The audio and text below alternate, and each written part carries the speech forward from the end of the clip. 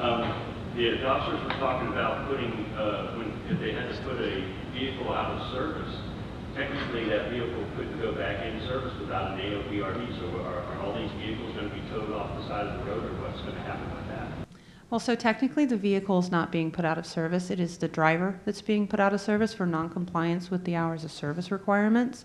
So it is a driver violation. And, you know, if the driver is out of service for the eight hours for this part of the industry and then decides to just drive on down the road and without being in compliance, they run the risk of being put out of service once again until they have a device in. And that's another thing that, you know, it might happen a couple times roadside, but inspectors get really familiar with the people they see and the folks who are operating in their area. And so, you know, you get put out of service once, you need to get it fixed. To fix it, you're going to have to put a device on. And if they keep putting you out of service, one, it's going to drive up scores. And it's going to draw FMCSA's attention because of that. And then FMCSA or an inspector can come in and tell them to get the devices put on their vehicles. So it may happen once or twice, but I think in the short term, it'll sort itself out pretty quickly. I could see that as a potential nightmare, though. I mean, if a person doesn't have an ELD or had previous AOBRD, then they're gonna go out of service. The whole company is going. Some of them have one or two coaches that don't, or buses or trucks or whatever, that are going to be out of service because they don't have the compliant equipment. And so all these little mom and pop companies that don't follow or have, you know, don't get the information that we have through associations like this, there's going to be a lot of people being put out of service and not being able to even get their vehicles back on the road until they go out and purchase and implement and do the training and everything like that. You could put a lot of companies out of business with that. Let me add to that a little bit. I mean, that is a great question. And I think out of all the presentations I've done and all the questions that I have been asked, that's the first time I've heard that. We have been asked for relief of regulations from other organizations and everything like that. Perhaps that's something we might need to look into. Now, this isn't policy or in the rule. This is just like how we think. But, you know, we have that 8-day for malfunction. So, you know, once the driver is placed out of service for not having an ELD, there's a possibility the agency may look at that 8-day requirement to replace that ELD.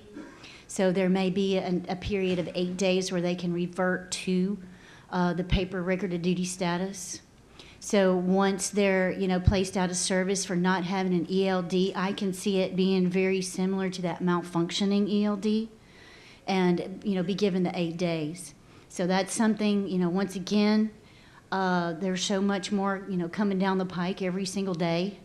So that is something that I'm sure somebody somewhere has already been thinking about. I just haven't been privy to that information, but I could see it being handled a lot like that. For you, in the enforcement community, during this transition period, I anticipate there's going to be quite a few data queues. Currently, the data queues go back to the officer that, you know, issued the violation. Will there be, if there's say an interpretation of a rule and there's some dispute over the actual interpretation, will there be a higher authority that we can go to other than the officer that issued the violation for the data queue? So it varies state to state where the original data queues go. States have different approaches. Some it goes to the inspector's supervisor. Some it goes to like the data queues manager. It varies a little bit, but there are several states where it goes back to the original inspector. And I think that yes, we will be waiting for guidance from FMCSA on how to handle these types of scenarios.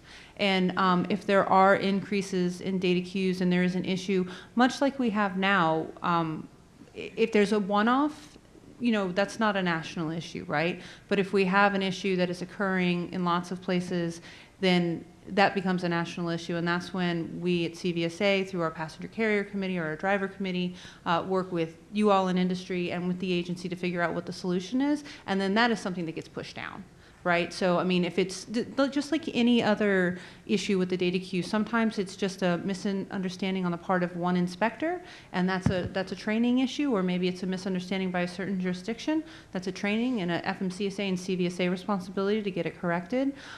If it's an interpretation thing, that really goes back to the agency to get the answer, and then that answer gets pushed down. Good answer. Thanks. Any other questions?